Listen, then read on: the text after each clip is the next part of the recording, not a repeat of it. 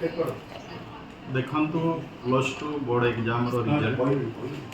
आम आसंता 20 तारीख भितर आम तार रिजल्ट घोषणा करूँ तापाई सब प्रकार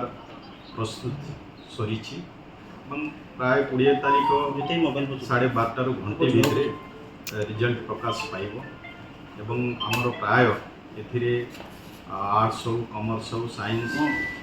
ये सब स्ट्रीम रे प्राय 4,01,623 जन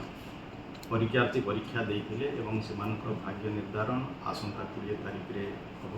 जिते रिजल्ट प्रकाश पाइब से समस्ते अवगत हे पिलाने जमी सुविधा रिजल्ट पाइपर वेबसाइट माध्यम तार भी प्रस्तुत जब 20 तारीख रे रिजल्ट घोषणा हम तो पिलाने रिजल्ट वेबसाइट माध्यम केमती पाइपर ये सब विषय से दिन पिलाने देखो रिजल्ट घोषणा आम समय प्राय 12:30 घंटे भितर आम निष्पत्ति नहीं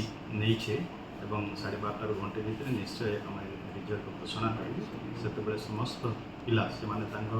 वेबसाइट माध्यम रिजल्ट से जान